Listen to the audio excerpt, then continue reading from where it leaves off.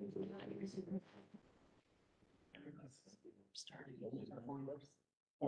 yeah, great. Good morning. My name is Justin McAdam. I am the chair of the Distress Unit Appeal Board. Welcome. This is our Thursday, May 4th, 2023 meeting. We're glad to have with us some special guests today from the Gary Community School Corporation. We're going to put on a presentation, taking Dr. McNulty. So Dr. McNulty, if you want to introduce. It's with pleasure that I thought it'd be great to have some of our kids that we always talk about why we're doing all this to come today to perform for you. We had the pleasure of our school district being asked to come and perform at the TitleCon conference here in the last couple of weeks. So we brought about 2 busfuls down to Indianapolis and they did a phenomenal job. We also put on an Easter concert here recently at our school. We had over 2,000 community members that came and watched in our new auditorium with the new seats. So we thought it'd be great. We brought a small group down today to perform. So you can see some of the great things that they're doing. So with that, I'll turn it over to Mr. Mark Spencer, our fine arts director. Welcome. Hi. How are you? I'm well, good afternoon. Yeah, I just fucking heard my name. Are we prepared for presentation? We're ready. Well, my name is Mark Spencer. I'm the Director of Performing Arts for the Gary Community School Corporation. And it's an honor to be with you today. I want to recognize our leadership, Dr. Paige McNulty. Thank you for the invitation. And our students will be out in just a moment. Thank you so much. Great. Thank you. Thank you. Please, if you move around the circle. That's good. I'm running the steps, doing the rocking thing. Words back.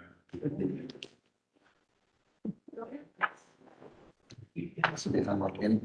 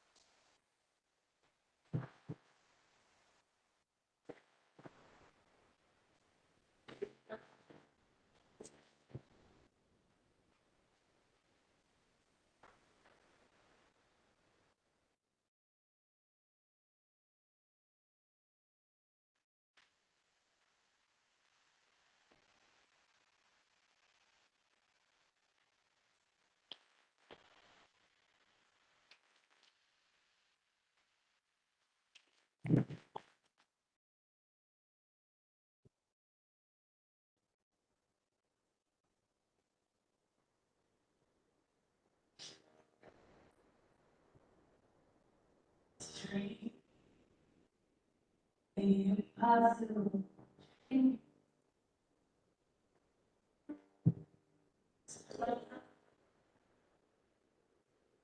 Could be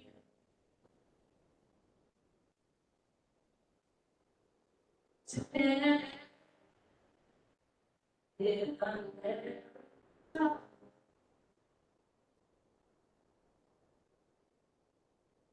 To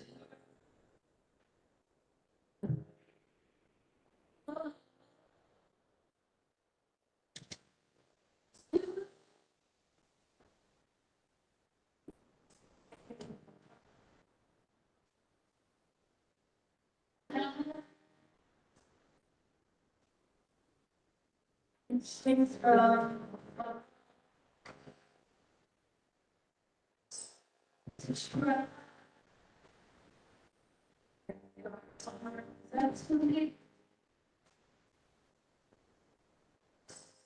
So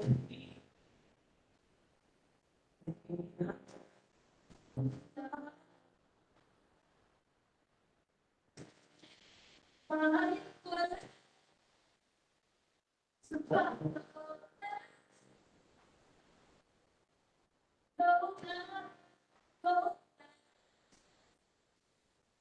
No,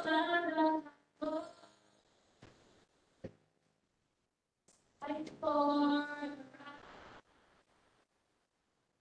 that's all.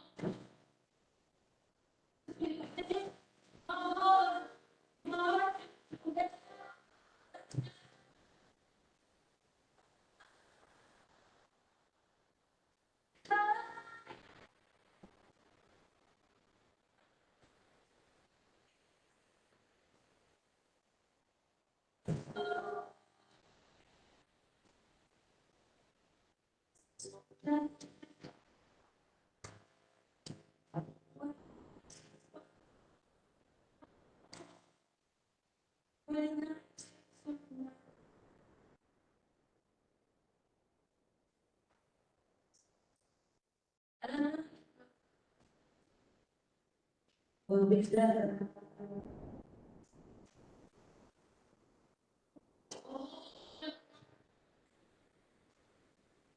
Scorning so see through.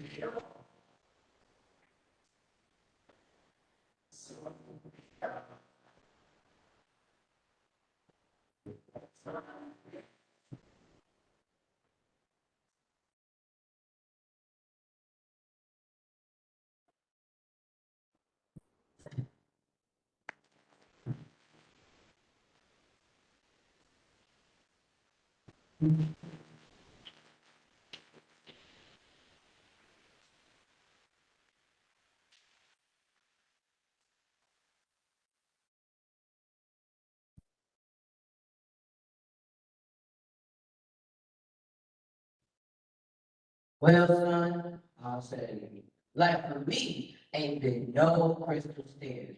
It's had accident and splitters and boards torn up and placed no carpet on the floor. Bare, but all the time, I've been climbing up and reaching landings and turning corners. And sometimes going in the dark and ain't been nobody.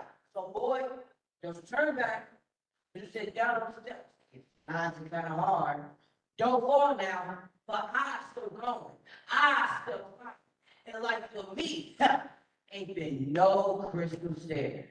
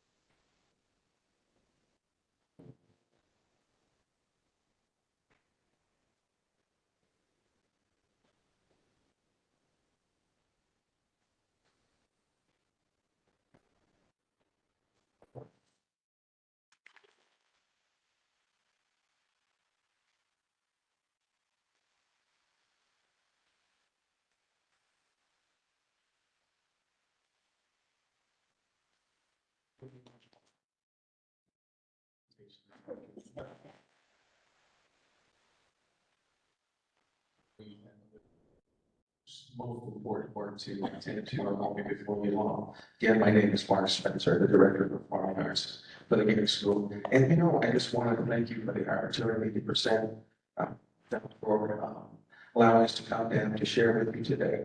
And just the idea of the Gary Community School Corporation, getting the idea of teaching a whole child. And as we've seen on display here, with your support, we are able to do that, and you make that possible. We're grateful. And I would just like to leave you with this. I'm personally indebted to the Gary Community Schools because as a child, it basically gave me sustenance. I've said this recently as a young man. It helps to sharpen my intellect. And as an adult, I've been able to contribute to society. And I'm very grateful as I look at the bright future for our corporation and the people in this room helping to make that happen. It means more than you can imagine. So as we prepare to put the room back in its conference style, and thank you so much for your time today. We'd like to, if it's appropriate, to put your chairs back in the order that we have. Will that be acceptable? Could you bring them out one more time? I would love to. We want to see the game one more time. So it means a lot that you can fit us in to do this. It's a wonderful day in Indianapolis, right? Thank you. Yes, it is. I want to see all of us. Come on in. If we get it.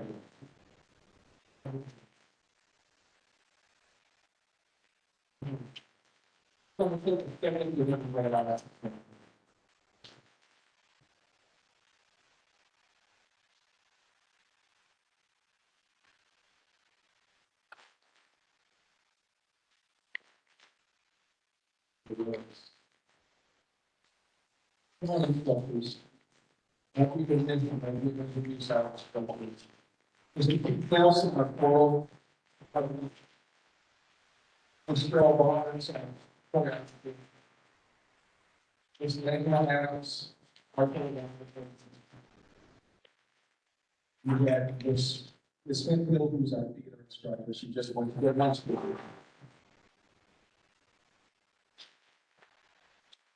So again, thank you so very much for the opportunity. Any words from anyone before we dismiss ourselves? On behalf of the board, thank you very much for being here. We appreciate the opportunity to see the great work that is happening in Gary Community Schools.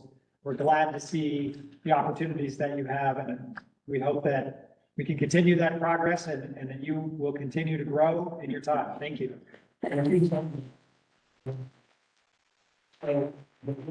Just take about 2 minutes to put your room back in order with a few of our stage minutes and have a great afternoon. Blessings. Thank you.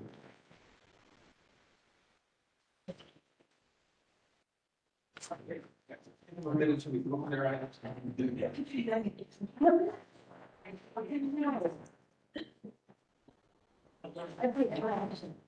a small number.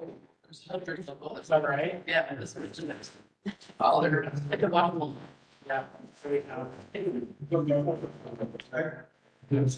Like wall therapy for the day, right? Yeah. Okay, so what's your next act? Yes. Gonna follow them? Try to follow them. Try. 1065. Dance. Yeah.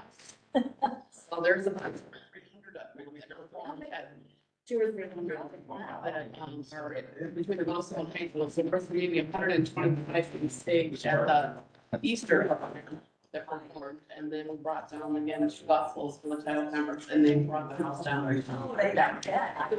had our marching band with the new uniform. Oh, That's amazing. We thought marching band might be a little vibe.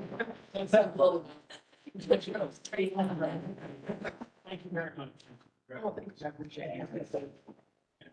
They participate in the state line dance competition at Public Council. Yeah, they're participating. It's have to go every year from Mr. Our marching band participated this year for the. You're out of breath too, huh?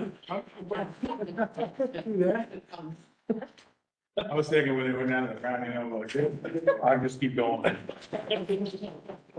Stay down, huh? Literally messaged me and said, Paul's on his way as fast as his knees can get him there. Yeah, pretty good.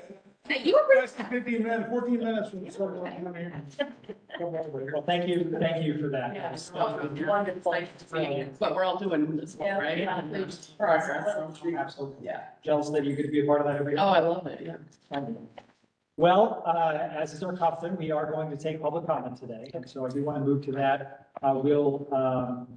We have, I believe we have two individuals signed up to provide public comment today, one here in person and one virtually. So we'll start with Mrs. Lavetta Tindall, who is here in person.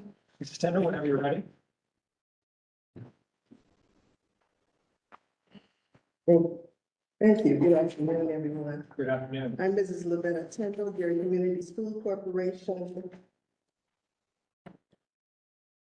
Advisory Board member, Gary, Indiana taxpaying resident, co-parent of West Side High School graduates, and a 1966 graduate of the world-renowned Gary Theodore Roosevelt High School.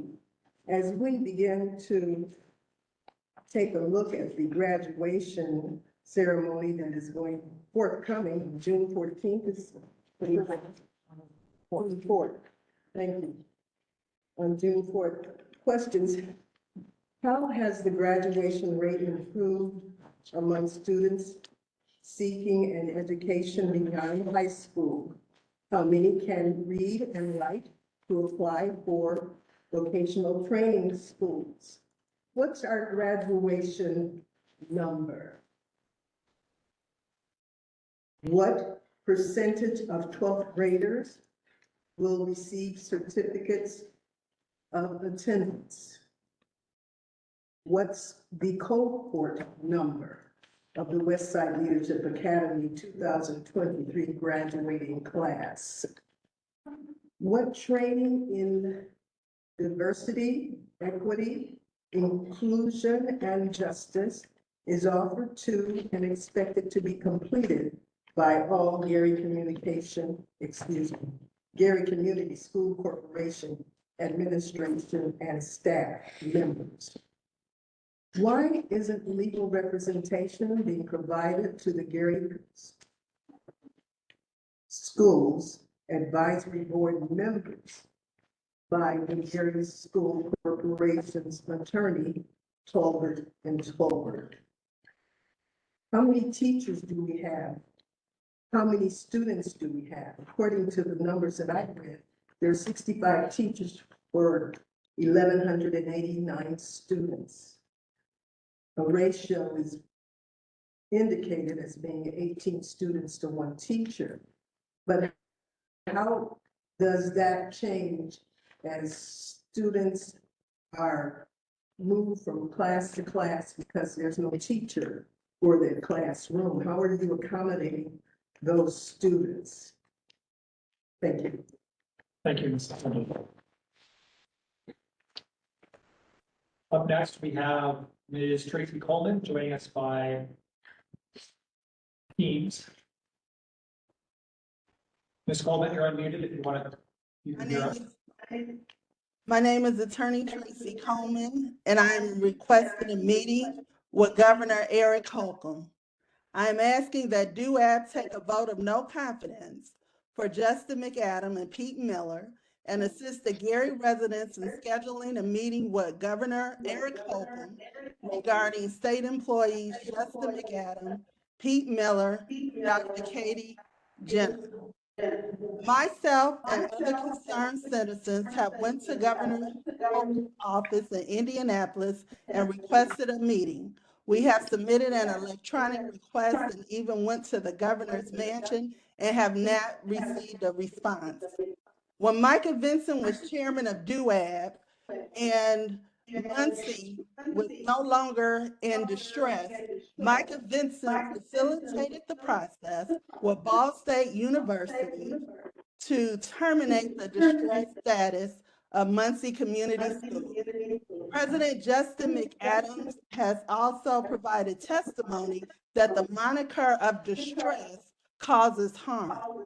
Therefore, it is very concerning that even though the moniker of distress causes problems, that in Muncie's case, when they met the objective criteria of not being a distressed unit, that status was terminated, the Gary Community School Corporation is having extreme difficulty in ending this state takeover. I am asking that Senator Melton, who is also serving on DUAB and who was recently nominated to be mayor during this election, received the Democratic nomination, that he be allowed to facilitate the process with DUAB and schedule a meeting with President Whitten of Indiana University so that Gary can get that same benefit that Muncie had, where you have a university with a track record help them academically and financially to succeed instead of a for-profit corporation which continues to make a profit even though only 7.7% of our children are proficient in ELA, only 3.5% of our children are proficient in math, and as the data show, even for a year with Beveridge, 0% were proficient in ELA or math. Therefore, it is a crisis that needs to be addressed. And lastly, I will ask about the swimming pool. The parents with the Westside Leadership Academy PTSA did a lot of work. We're working with Senator Melton going downstate to get funds with HEA 1065, where we expected that swimming pool to be fixed. Our children in Gary, and it's always a pleasure for me to see our children are resilient. They do not have a swimming pool in this city. Even though we have 54 parks, these children, the children that you just applauded, they do not have one swimming pool to go to this summer, even though monies have been appropriated to fix the swimming pool at Westside. So those of you who truly care about our children and who truly applaud them, please make sure that that swimming pool is fixed. And I will also ask for a report that parents have brought attention that we wanted the bathrooms at Westside Leadership Academy upgraded with new toilets, sinks, hand dryers, and we have not received a response regarding where that is. And lastly, I would request that the Mrs. Coleman, if you CFO, could please conclude your comments. yes, I will. The last comment I will have is that I will request that the CFO, Nicole Overton, when she provides reports, that not only is it on the website, but there is no mingling of what is being spent, whether it's HB 1065, URSA funding, and referendum, because it is concerning that the language is used that people may have the assumption that the referendum money was used to make capital improvements when the law would not allow that to happen. So therefore, I am asking DUAB to hold the CFO accountable and make sure that our community has accurate numbers. Thank you for your time. Thank you, Mrs. Coleman. All right, I believe that's all the individuals who have signed up to testify. Thank you very much. And we will move to our next item of business, the approval of our, the consideration of rather, our March 30th, 2023 public meeting minutes. Those were circulated in advance. Are there any comments, edits, or changes that need to be made to those minutes? Hearing none, I would entertain a motion to approve the minutes. So moved. Second? Second. All those in favor say aye. Aye. Aye. All those opposed, nay. Motion carries. Minutes are adopted. Up next, we will move to our update from Dr. McNulty. Okay, thank you. Again, thanks for having us and another great job to our students. I'm glad they're able to travel down today. I asked them when they're finished here if they could go across the street and take a tour of the Capitol buildings. I hope that they're doing that. Yes. So they get a well-rounded experience while they're here. I want to give you a couple updates on some of the things that you've approved in the past, so you'll know where we are in the transition process.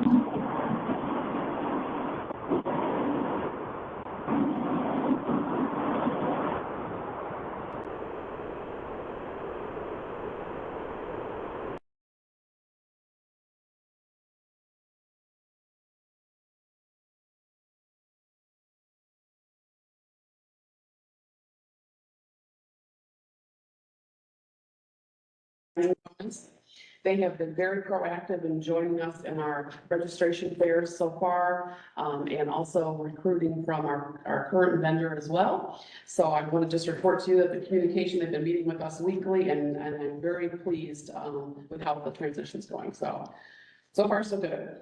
They are hosting, for those listening, a job fair at the Railcats next weekend as well. So if you're interested, please join us at the Railcats. We're also assisting our new vendor, RJB, in the transition of our new janitorial vendor. As you know, they begin June 1st, and they also have been actively meeting at our school. We've been providing space for them, and they are interviewing and actively hiring as appropriate those people from Alpha that are eligible for employment. So they have 35 out of the 50 hired already, and are on track to be ready to go for June 1st. So far, 2 smooth transitions. In addition, we had 8 students participate in signing day this week for our sports programs that are getting college scholarships because of their athletic and academic abilities. So we're excited to be able to honor them. And we had 5 out of 10 students from the region that came from Westside, 10 students total, but 5 were from Westside that were honored at Boeing this week for graduating from our aviation program towards their pilot's license, which was another program that we started, as you remember, with our CTE program last year. So huge kudos to those. And again, 5 out of the 10 came from our school. We are busy with our registration already. We have kindergarten roundup happening. Lots of kindergartens talking with their parents to sign up. And we are also in the throes of registration. So we've got several Saturdays that we'll have our doors open and vendors that will be there giving free haircuts and uniforms, etc. Again, coupled with the job fairs. And we are excited that we are also, in addition to having the job fairs, are seeing a nice increase in our CTE enrollment. And we attribute that to our 8th graders who are actively enrolling and taking those classes earlier, which is a good thing, as well as a couple of new MOUs that we've been able to obtain in some neighboring districts who are sending kids now to our CTE programs. So that's a good thing. We're up about 65 students today. And so we're over 250 students, and we expect it to be over 300 by the time school starts. And I don't know if you remember, but this time 3 years ago, we were at 58. So that's a good improvement.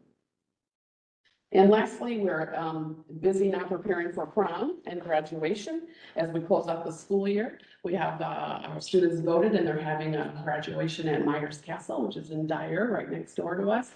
And then graduation, which is, as you heard, June 4th. And we're having that indoors in our new auditorium so that we can make sure we avoid the weather if there happens to be some. So if you have a chance to watch it, Ms. Chelsea will be, I'm sure, broadcasting on Facebook Live. So if you have any questions, I'd be happy to entertain them. Right. Mrs. Tindall brought up a question about DEI training. I know that's something that you have done. Yes. Can you speak to that a little bit? Absolutely. So we definitely incorporate that into our professional development training for all of our staff every year for incoming staff and our administration. Other questions for? Yes, thank you, Mr. Chairman. Dr. McNulty, congratulations on the expansion of your career development. Are you expanding the programs, or are you still have the same programs, or? No, we're expanding the programs. So we've added several new strands. One that we just closed yesterday, which is called Track 10, and it's a cybersecurity Google type iCloud training. The students, we only had slots for 20 students. Those students go for an 8 to 10 week paid program. And they also get a stipend for attending that program as well. And then when they leave, they'll have a certification to be able to go and get a job at Amazon and all sorts of different places. We graduated 20 last year, so that's a new strand. We also have the EMS firefighter and police cadet program. We had started the EMS last year. This year, we have added the police and firefighter cadets in-house. And then we're going to be bringing an ambulance on site that will be able to, an old ambulance that they're retiring. So students will get training on the ambulance. They'll take their first 2 years of training with us.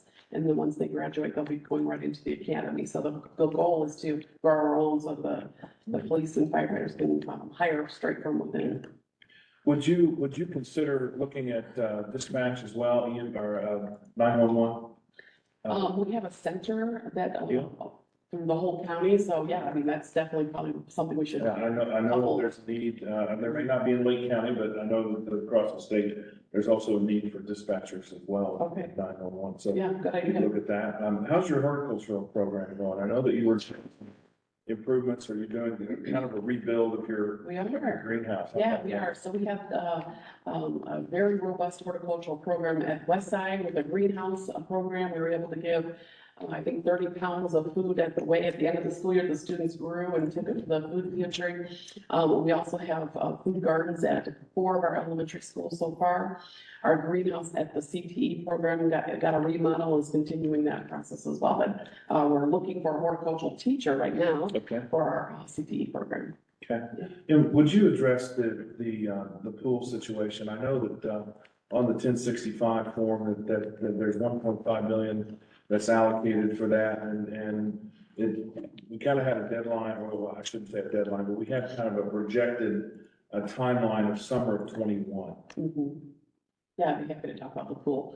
So, as we started the project of, estimating costs as 3 years ago, we put 1.5 in. It's gonna be much more than 1.5 as we started down this road. We had we had a person come in and kind of do an evaluation of the pool, do a walkthrough of the pipes and all the things that needs to be done. Very much still on our target list, but it's gonna be much more costly than 1.5. So we're waiting to see how much we have left after we spend everything else to see if that's feasible.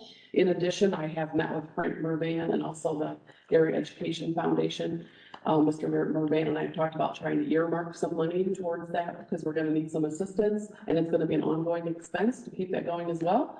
And also the Gary Education Foundation has some monies and they're considering helping fund that, so. You know, I know that, I don't want to belabor this, but I know how important pools can be to the community.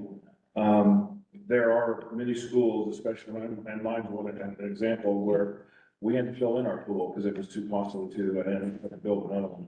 Are there aquatic, resources available to the community right now? There's a YMCA. And our students also go to some of our neighboring districts, and we have MOUs with them, and that's where because we do have a swim team. And so they can compete, but we use other pools around us. Well, the last comment, if I may, Mr. Chairman, in looking through the 1065, I want to compliment you and your staff for this was a very large, project, multiple projects, and to see that things have been pretty much on time and pretty much on budget, very, very close to being on time, very close to being on budget, I think is remarkable, for how well you've done that and the staff. So I would compliment you on bringing things in on budget and on time. So Thank you. albeit, you know, things do Yeah. happen with projects this large and this costly, and I was afraid that pool at 1.5 million was not gonna be enough for the pool. You're right. Yeah. But thank you. We have a great team who's worked diligently on the 1065. Thank you. So you're welcome. Thank you. Are there other questions? All right. Thank you. Thank you. We'll excuse you for not dancing. You You don't want to see me dance ourselves. we'll expect it next time. Okay, I'll work on it. Up next, we have a financial update with Ms. Wolverton. She's joining us virtually. We have a budget, actual report and the school improvement fund update with 1065 claims to be approved. Ms. Wolverton? All right, good afternoon. First, today I wanted to present our Q1 presentation of our budget versus actual on our revenue and expenditures.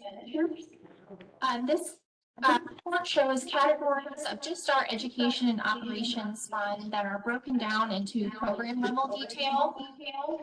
This program level detail includes expenditure accounts for salaries, benefits, supplies, professional fees, and all of the above. So this is a slightly different way of viewing our actual versus budget that we typically see from our cash flows on a monthly basis. You'll notice for first quarter, we did have a slight decrease in the anticipated revenue for our basic grant and tuition support. For our spring ADM calculations, we did receive an increase in students, so there will be a true-up process and we'll receive additional revenues in this. Overall, our education expenditures were on one, they were just at a 9% increase over the budgeted allocation. And for our operations fund, we did receive an increase in the miscellaneous revenue line item, which is inclusive of refunds, rentals, property sales, and any sort of additional taxes that have been paid. And then overall, it was about a 13% increase over the budgeted amount for operations as well. In the future months ahead, we're also going to present our cash flows and forecasts. And this will be our 5-year long-term forecast as we're kind of adjusting now to our new recently reported run budget figures for tuition support. I did kind of want to touch base a little bit on Ms. Coleman's comment earlier about regarding our funds. We did recently have a state board of account audit that is through June of 2022. We had some great results for that. I think that is now, the report has been published. But he is correct in saying that the referendum funds are only used for ballot question items, as well as the 1065 is capital improvement funds only. And then ESSER funds are based on the DOE approved budget as well. But we did a great job on that audit and that's with flying colors. Did anyone have any questions on the budget versus actual? Any questions regarding the budget? Nicole, thank you for presenting this. This is a helpful summary. I don't have any questions regarding that. If you want to move to the next one. Sure. So then also included in your packet is the March claims for 1065. The total for March was $68,963.74.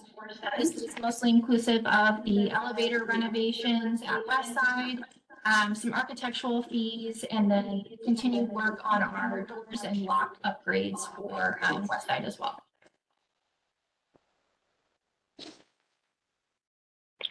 How close, for the benefit of all of those who are here, when do we expect to complete all of the projects in the 1065 plan? Is this summer the final summer? Do we expect that after this summer we're done? When do we expect? No, I think we need to make a revised plan. We've spent about 60% of the allocated funds for 1065. We're kind of in a period right now that if you can remember that we always collect about $460,000 a month from those suspension of common school loans. So we're kind of catching up now on the current projects that we have that have been allocated and saving that money so we can pay for those as those are completed. So we're in kind of a pause phase. We're not starting any new projects necessarily, just making sure that the ones that have been previously approved have the allocations to be paid for the rest of this year, and then we can project new projects going forward. And when do we have to have the funds expended under 1065? So my understanding is that there isn't necessarily a date that it needs to be expended by. We just have 2025 is the cutoff for recurring the revenue. So we will have by that date all of the revenue of the 25 million for the suspension of common school loans. Okay, so we have the flexibility to spend the funds beyond until I. Okay, that's great. Which is different than ESSER. ESSER does not have that. Correct, right. Okay. Further questions regarding the 1065 claims or the schedule of projects? All right, what we do need to approve the claims docket. As Nicole said, that's on page 2 of that packet, $68,963.74. Is there a motion? So moved. Is there a second? Second. Motion and a second. Any discussion on the motion? Hearing none, all those in favor say aye. Aye. All those opposed, nay. Motion is adopted. Claims are approved. Thank you. Up next, we have our academic update. I believe we have Mr. Wright and our academic officer, Kim Bradley with us as well.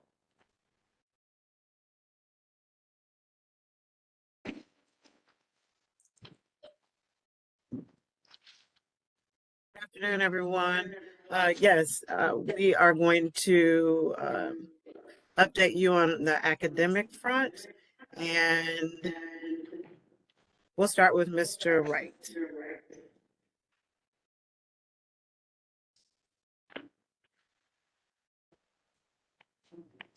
Good afternoon. I hope everybody can hear me. Yes, we can. Okay, thanks.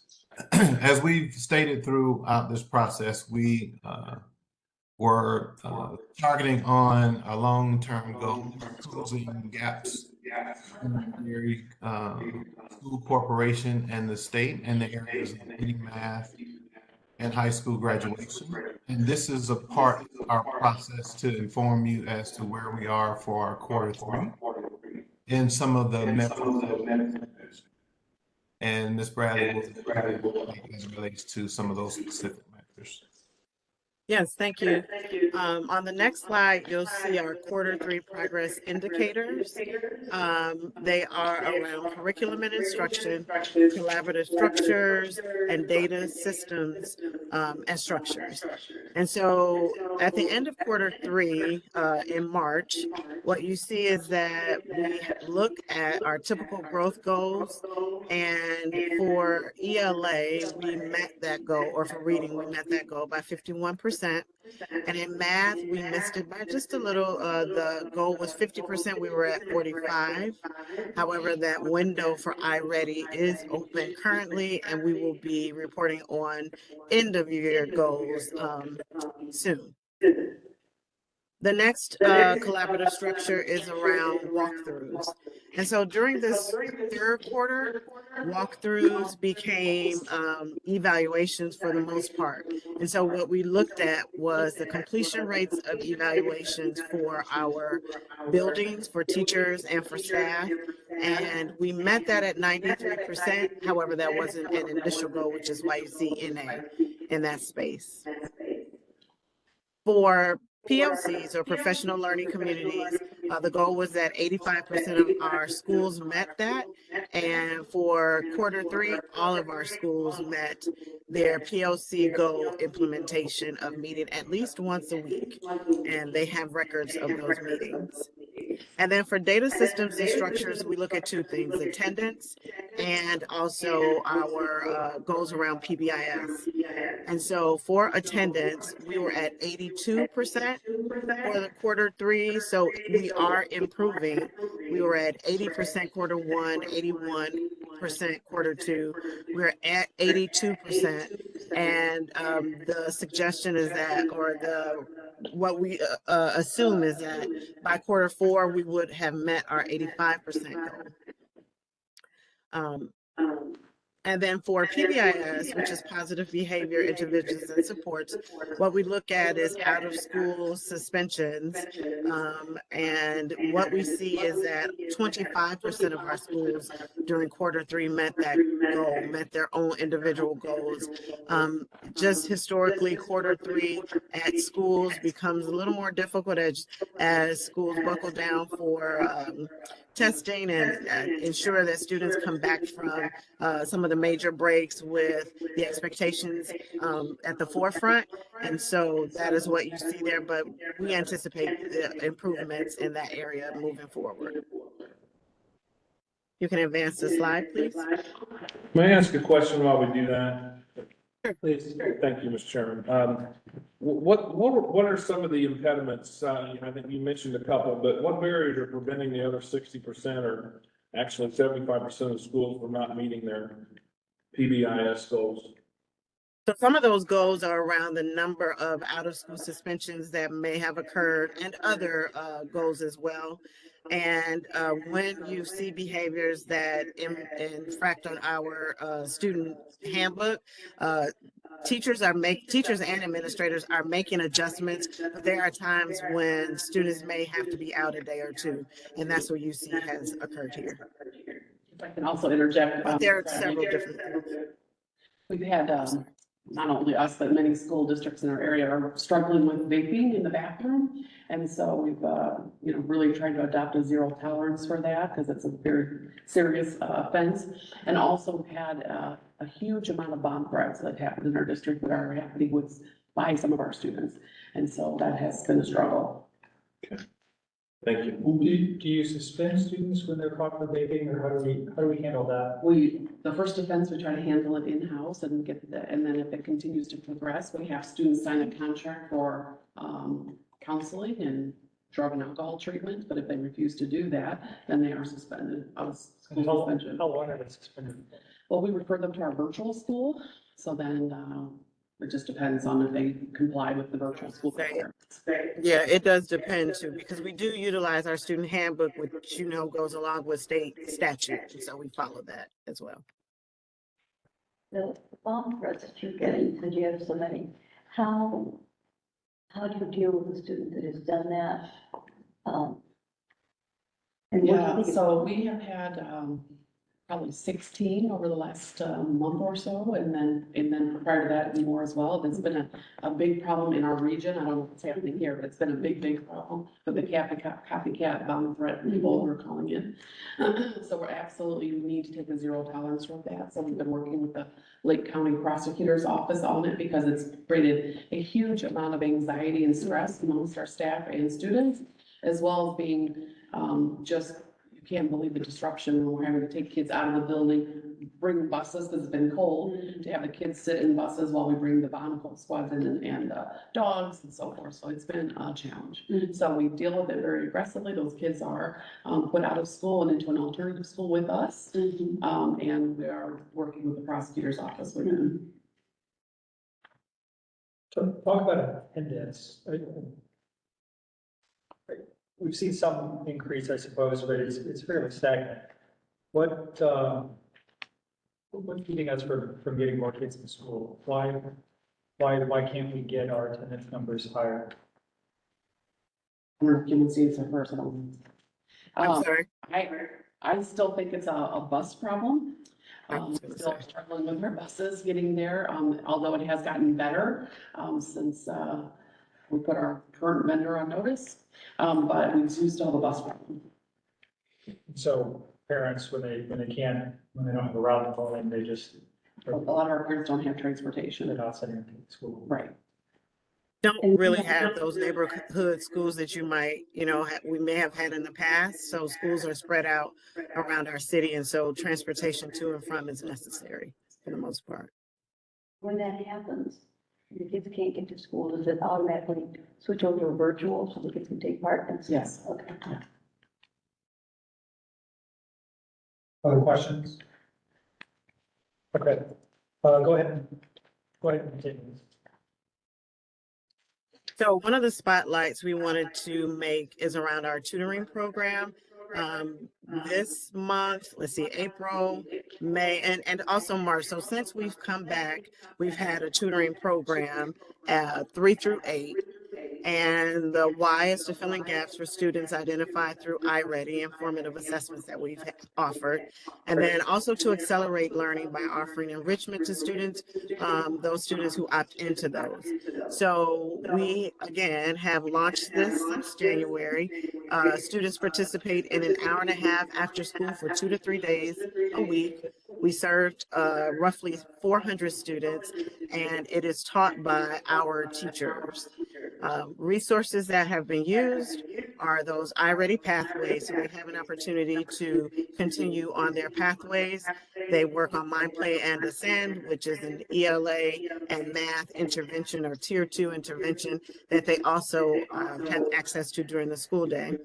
Also Khan Academy, iExcel, we utilize the iLearn blueprints that are released from the state, Nearpod, Vocabulary, and Newsella. So these are additional tools that teachers utilize to fill in those gaps for students in grades 3 through 8. And we also, so that this occurred before testing. And once read occurred, we're also offering tutoring to our 3rd graders who will be retesting at the end of this month and also at the end of June. If there are no questions, you can advance the slide, please. Do you track the results? Are you tracking these 400 students specifically to see what it's probably too early to tell, but what the results and the impact of this additional tutoring is? So there is a pre and a post once the sessions are done. I think that's what you're asking, like, is there some way of knowing the result of the tutoring session? There are pre and post assessments that occur with the students before they go in and at the end. And we did see 3 out of our 5 elementary schools saw improvement in their growth of the iRead scores. 2 of our schools did not. So those 2 schools, those students will have retesting done. Yeah, yeah, I think what I'm interested in is, I want to know, we're doing the program, is it working? It seems like, this is strong intervention, and are these 400 students, is it making a difference, and where is it making a difference or not? And it gives the opportunity to calibrate that. Sure. Other than keep doing that. Right. Is the school, Because these are students who are both taking iRead and iLearn. Those are the students who are identified for this tutoring. the schools that have not completed, what is the cause of that? So as we've been looking through that and kind of digging into it, those 2 schools have had a lot of transient students, and they have those students not been with us all year. So they've got a higher percentage of turnover at those schools.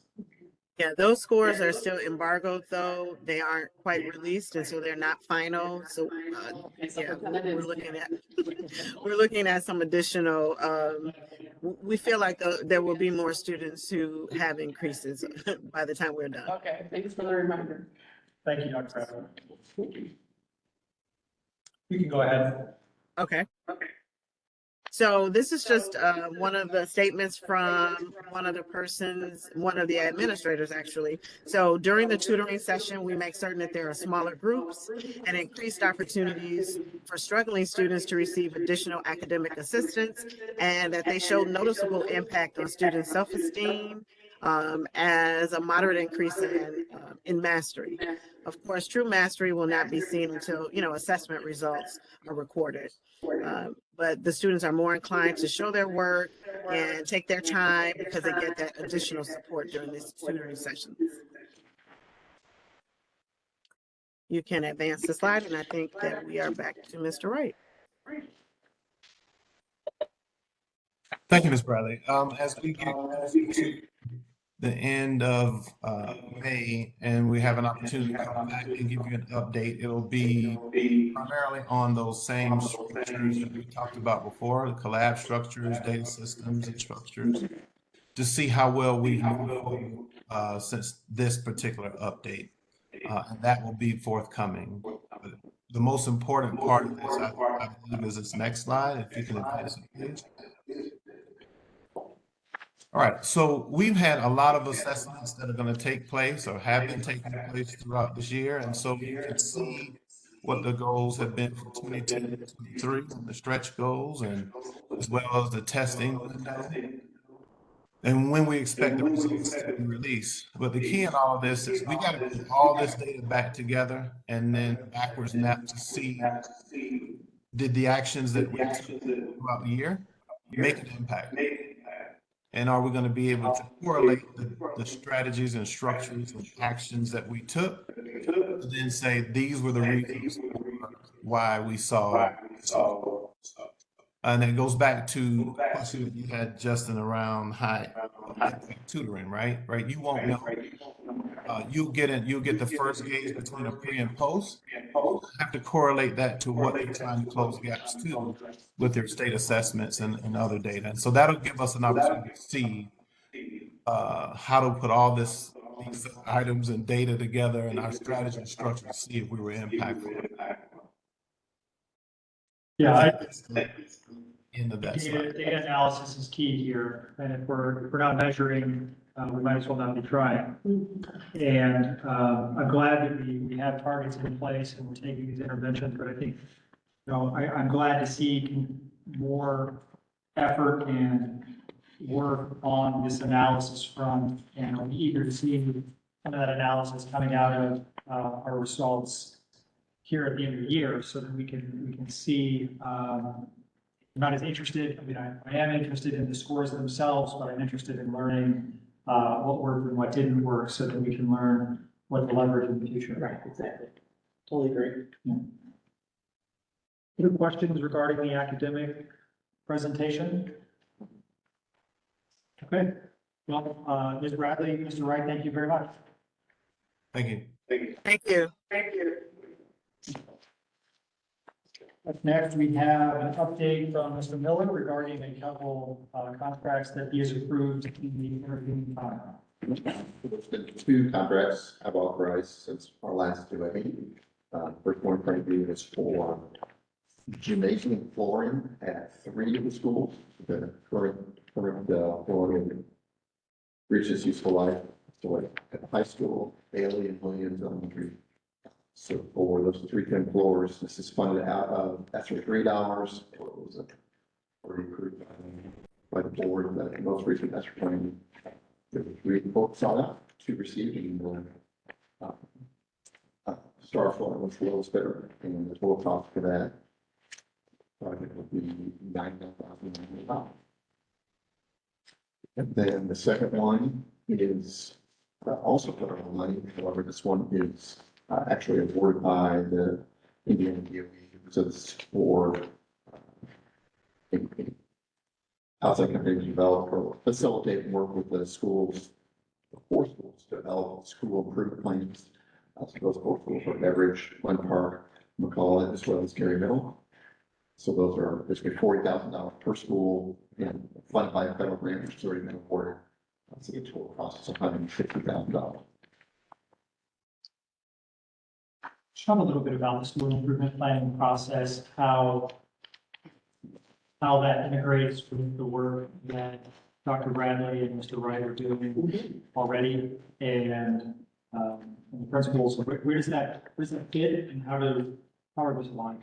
Sure, yeah, great question. So we work together with our principals in our curriculum committee, our instructional coaches, and talk about where we want to get to. And then this company helps facilitate that conversation with us so that we have a meaningful plan as we move forward, making sure it's aligned with the DOE efforts and helps us put it together into a plan. That's the same company that we're using that's helped us get our STEM certification as well. So we definitely are mindful in our goals, and we knew our goal for those specific schools was to get them STEM certified. So their school improvement plan was aligned to that very heavily, and we'll do that as we move forward as well. Okay. I neglected to mention the name of the company. It's Equitable Education Solutions. Questions for Mr. Miller or Dr. McNulty and team regarding this? Okay. I do have one new item of business. I do want to recognize and or thank Chairman Thompson for his work on Senate Bill 327 this past session. Chairman Thompson was instrumental in moving that bill through the chamber and getting it across the finish line at the intercepted. That included in the wee hours of last Friday morning. That bill, if you are not aware, and for those who have been tracking it, does provide a process to move towards a new governance structure for Gary Community Schools, and really begins to lay out that process, or definitively lays out the process for moving from distress status to the next chapter beyond that. And so the first step in that process is the appointment of a new governing body that will assume an advisory role here during the next school year. That body is comprised of 3 appointments by the Secretary of Education, an appointment by the mayor of the city of Gary, and 1 appointment by the city council of the city of Gary. Those appointments are expected or scheduled by statute to be made by July 1.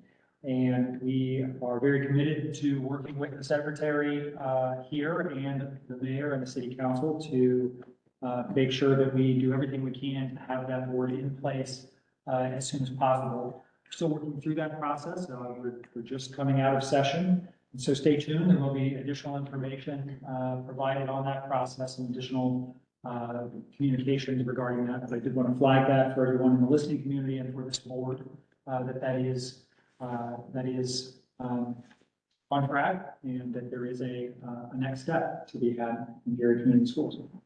I also want to thank our current advisory board and our financial management board for their service over the last several years. Yeah, Yeah. absolutely. Thanks. Thank you. All right. Is there any other new business to come before the board today? Hearing none, we are adjourned.